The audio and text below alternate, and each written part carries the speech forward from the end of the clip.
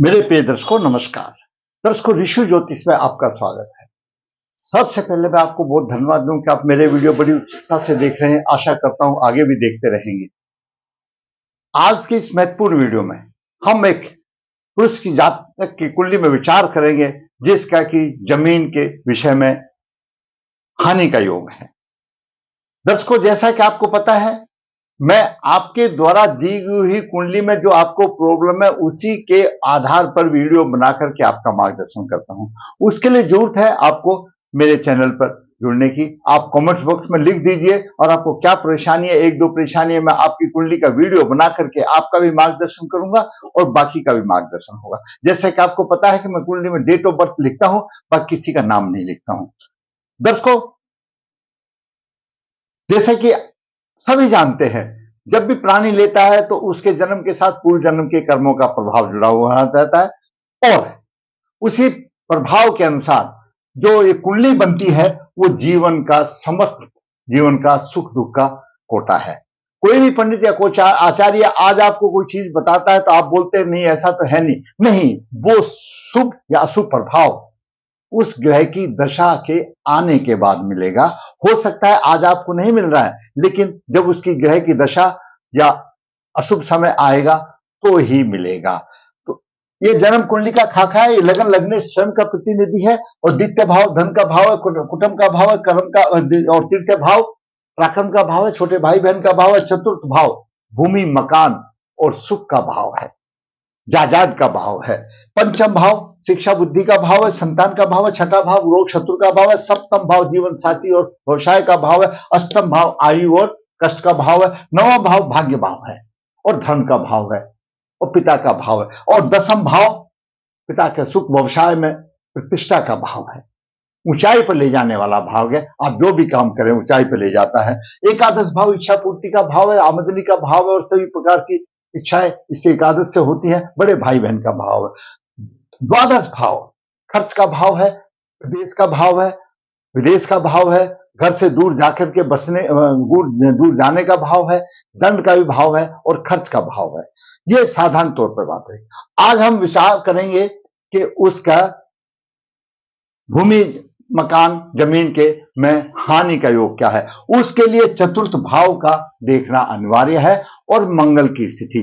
चतुर्थ भाव पर आपके किस प्रभाव के ग्रहों की दृष्टि है। शुभ ग्रह है तो अच्छा फल मिलेगा, अशुभ ग्रह हानि है तो हानि मिलेगी। और साथ में क्योंकि भूमि का कारक मंगल है, मंगल की स्थिति भी देखी जाती है। वो अनेकों योग ज्योतिष में है, अब उसको किस प्रकार का मकान मिलेगा, लेकिन उसका सारांश ये है चतुर्थ भाव का कारक, चतुर्थ भाव में जो राशि है उसका स्वामी चतुर्थ भाव का कारक चंद्रमा है और मंगल की स्थिति ये विचार करने योग होती है। दर्शकों आज का है मकान जमीन भू संपत्ति की हानि का योग और कुंडली शापित भी है, उससे भी विचार आपका करेंगे। जातक का जन्म 6 जनवरी 1955 शुक्ल पक्ष 13 मृगशिरा नक्षत्र 2 गुरुवार को हुआ। शुक्ल पक्ष का चंद्रमा है और मृगशिरा नक्षत्र जैसे कि इसकी सर्प योनि होती है और ज्योतिष में ऐसा माना जाता है कि ग्रहों की स्थिति कैसी भी हो, जिसकी सर्प योनि है उसको काल सर्प दोष माना गया है, काल सर्प दोष माना जाता है। लगन के समय जन्म के समय पर कन्या लगन उद्भवा, कन्या लगन के 9 डिग्री 46 मिनट। द्वितीय भाव में तुला राशि में शनि उच्च राशि में 25 डिग्री लेकर के विराजमान है।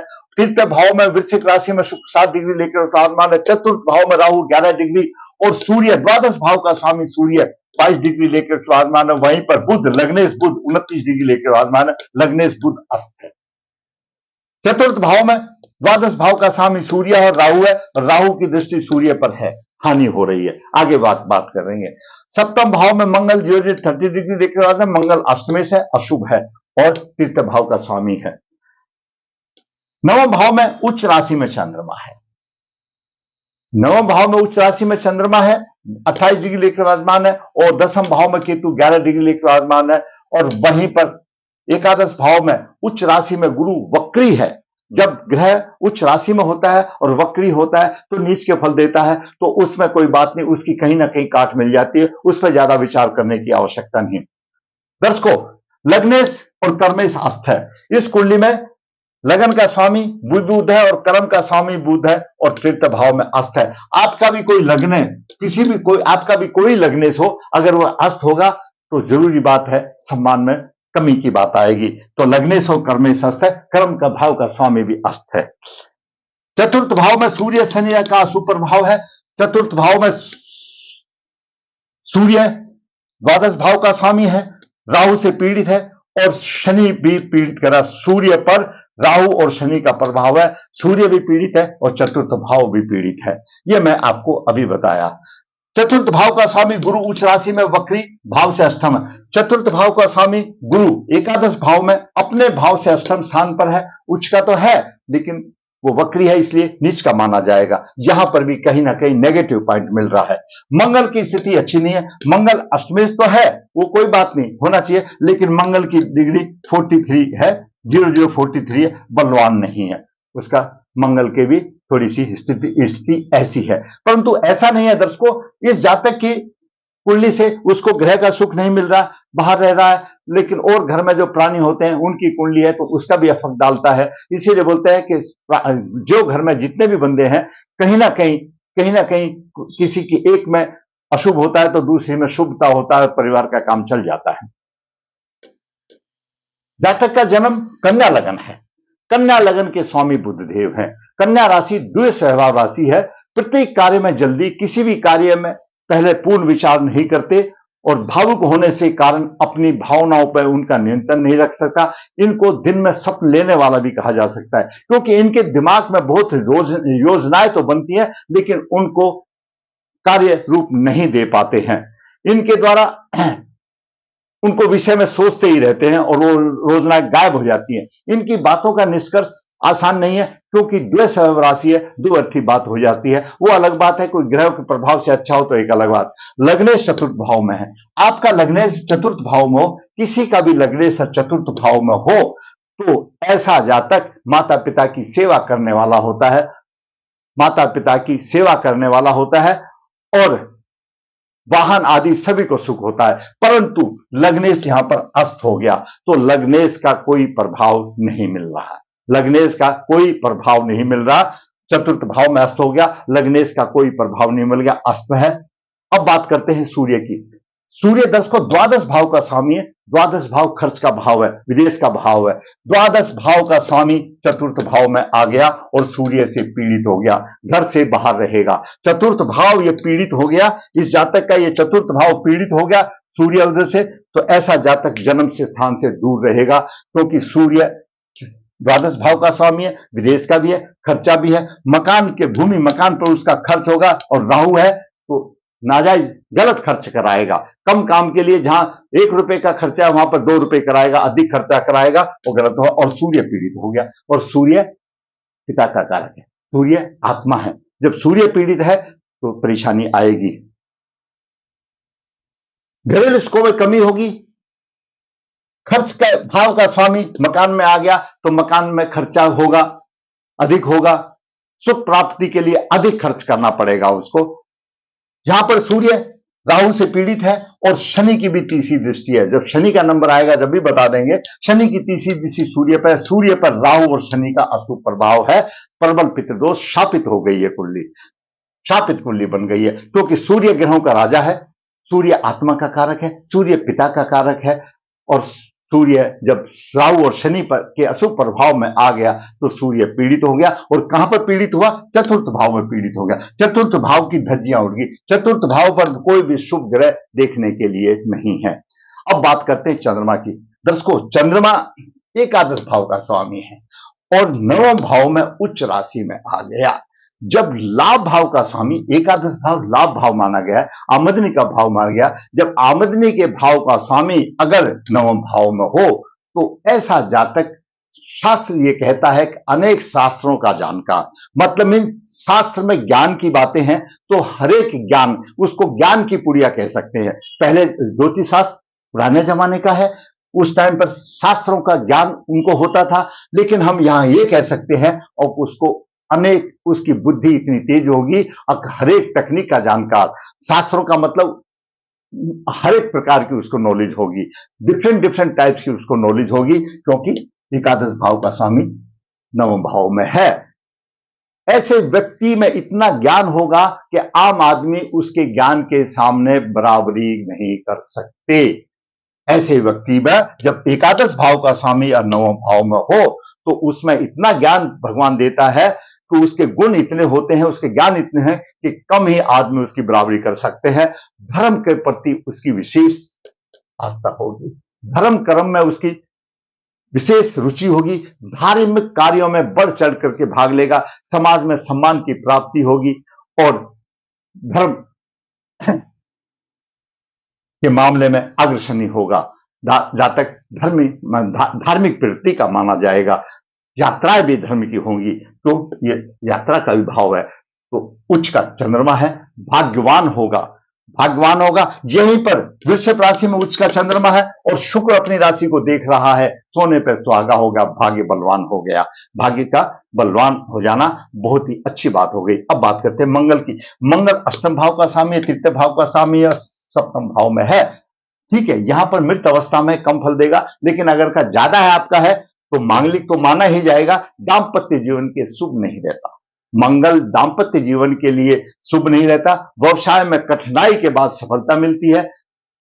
गुरु अगर आपकी कुंडली में अगर मीन राशि में मंगल है तो दर्शकों इस बात का ध्यान रख लो, अगर गुरु की अच्छी स्थिति नहीं है और शुक्र की भी अच्छी स्थिति नहीं है तो दाम्पत्य जीवन असफल होगा। लेकिन यहां पर गुरु की नवम दृष्टि से मंगल को देख रही है तो मंगल इसको एनएफ होगा, मंगल का कोई प्रभाव नहीं रहा और शुक्र अपने आप में है और शुक्र को भी गुरु देख रहा है।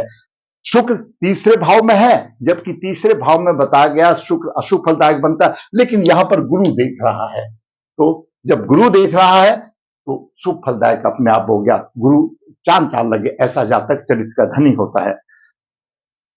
चतुर्थ दृष्टि से पुरुषार्थ से व्यवसाय को आगे ले जाएगा। सप्तम दृष्टि से लगन के भाव को देख रहा है और परेशानी द्वारा उन्नति का। अष्टम दृष्टि से यहां पर धन की हानि करेगा, कुटुंब की परेशानी आएंगी, ये समस्या रहे। इसमें तो मंगल कुछ नहीं कर पा रहा। अगर आपकी में बलवान मंगल है तो यहां तो कमजोर मंगल है, क्योंकि वहां पर शनि उच्च राशि में बैठा है, मंगल की भी कुछ नहीं चलेगी। अब बात करते हैं गुरु की। दर्शकों गुरु दो केंद्रों का स्वामी है, चतुर्थ भाव का स्वामी है और सप्तम भाव का स्वामी है और उच्च राशि में वक्री है तो नीच का हो। गुरु को पहली बात तो केंद्राधिपति दोष लग गया। गुरु दोषी है, केंद्राधिपति दोषी लग रहा, प्रभाव देने में असमर्थ है। गुरु पंचम दृष्टि से शुक्र को देख रहा है, भाव को देख रहा है, भाई बहन के सुख में अच्छा होगा और शुक्र को अच्छा दे रहा है। लक्ष्मीवान है शुक्र, उसको अच्छा मिल रहा है। सप्तम दृष्टि नीच दृष्टि से गुरु पंचम भाव को देख रहा है। संतान के पक्ष में उसको परेशानी ही परेशानी आएगी और भूमि मकान का सुख कमजोर होगा, क्यों? उस स्थान से अष्टम स्थान पर गुरु है, अपनी राशि से अष्टम स्थान पर गुरु है।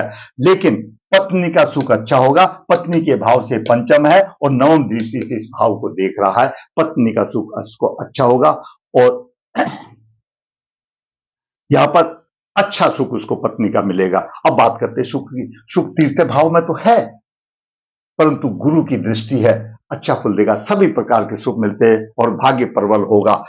शुक्र कहीं भी अगर शुभ स्थिति में हो तो मैनेज हो जाता है, उसको धन धान सभी प्रकार से किसी प्रकार की कमी नहीं थी और अच्छा दाम्पत्य सुख मिलता है। अब बात करते हैं शनि की। दर्शकों शनि पंचम भाव का स्वामी है, छठे भाव का स्वामी है और उच्च राशि में द्वितीय भाव में है। बुद्धि और परिश्रम से बहुत धन कमाएगा। कुटुंब के स्थान में कुछ परेशानी होगी, क्योंकि छठे भाव का भी स्वामी है। शिक्षा संतान के पक्ष में थोड़ी सी परेशानी होगी। तीसरी दृष्टि यहां पर घरेलू दृष्टि देख रहा है तो घरों में सुखी होगी और सूर्य भी पीड़ित हो रहा है। तीसरी दृष्टि से घरेलू सुखों में कमी होगी। सप्तम नीच दृष्टि से अष्टम भाव को देख रहा है, जीवन में कष्ट मिलेंगे, जीवन में कष्ट मिलेंगे, क्योंकि सप्तम दृष्टि से अष्टम भाव को नीच दृष्टि से देख रहा है, कष्ट मिलेंगे। और दसम भाव से आमदनी के भाव को देख रहा है, आमदनी में भी थोड़ी सी कठिनाई होगी। ऐसे जातक का दिमाग बहुत तेज होता है, ऐसे जातक का दिमाग बहुत तेज होता है। अब बात करते हैं राहु की। दर्शकों, राहु चतुर्थ भाव में है। भूमि मकान आदि के सुखों में कमी का कारण बनेगा। घोर कठिनाई का सामना करना पड़ेगा। मातृभूमि से विवेक होगा, प्रदेश में रहना पड़ेगा। और पंचम दृष्टि से यहां पर राहु अष्टम भाव को देख रहा है। अष्टम भाव में भी कष्टों का वातावरण बनेगा। सप्तम दृष्टि से यहां पर व्यवसाय भाव को देख रहा है। सप्तम दृष्टि से व्यवसाय भाव को देख रहा है। गुप्त योजनाओं से काम चलाएगा। नवम दृष्टि से खर्च भाव को देख रहा है। खर्च की अधिकता रहेगी। बात करें केतु की। केतु दर्शकों दशम भाव में है। पिता के पक्ष में हानि होगी, कष्ट होगा, व्यवसाय में कठिनाई का सामना होगा। पंचम दृष्टि से धन भाव को देख रहा है। धनों में कमी होगी, कुटुंब में परेशानी होगी। और सप्तम दृष्टि से सुख की हानि होगी। नवम दृष्टि से यहां पर देगा शत्रुओं का शमन होगा।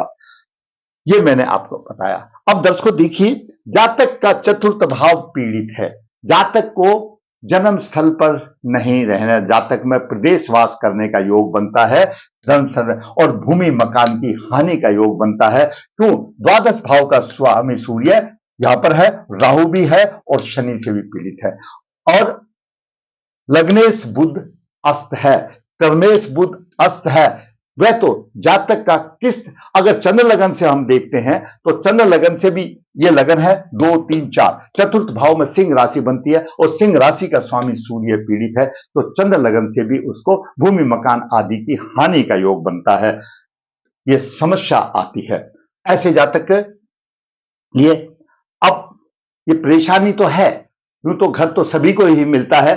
घर में और मतलब स्त्री भी होती है, उसका भी भाग होता है, बच्चों का भी होता है, कहीं ना कहीं किसी ना किसी भाग से मिलता है। रहन बसेरा तो सभी को मिलता है। लेकिन अगर बात करें तो इसके सूर्य द्वादश भाव का स्वामी, द्वादश भाव कोर्ट कचहरी का भाव भी है। शनि की मूल त्रिकोण राशि छठे भाव में, यह भी कोर्ट कचहरी, दोनों का प्रभाव यहां है।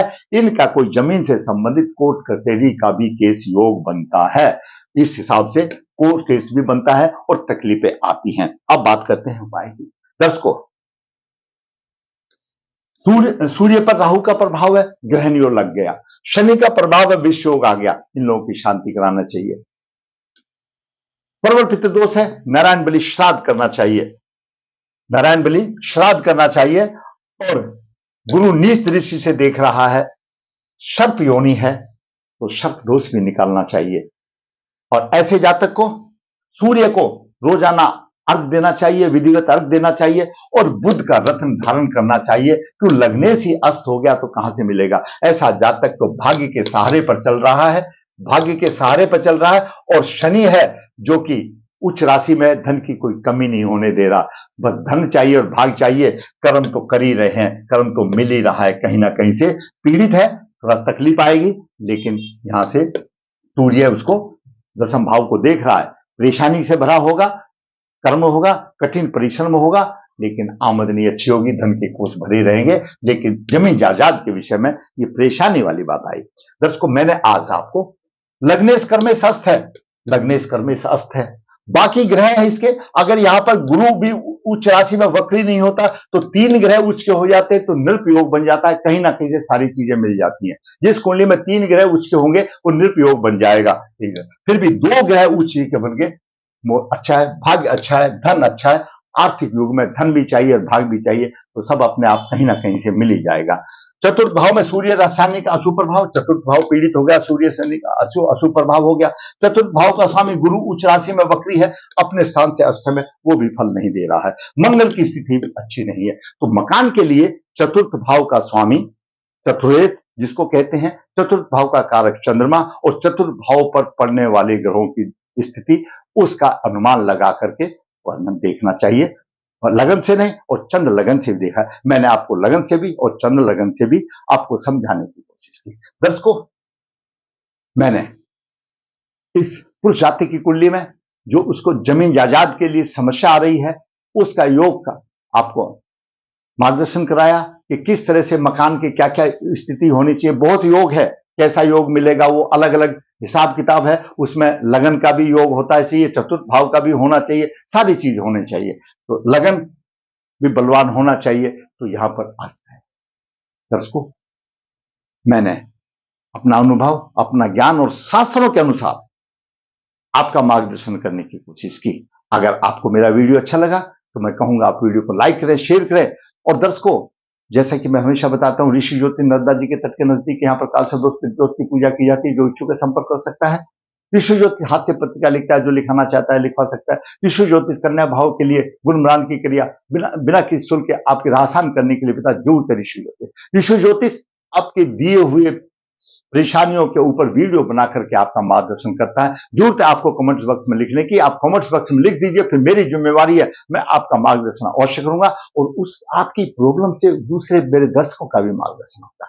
दर्शकों, मेरा चैनल नया है, अगर आपको मेरा वीडियो अच्छा लगता है तो आप मेरा चैनल लाइक करें, सब्सक्राइब करें, ताकि मेरा भी मनोबल ऊंचा हो और इसी प्रकार वास्तविक कुंडली बना करके आपका मैं मार्गदर्शन करता रहूं।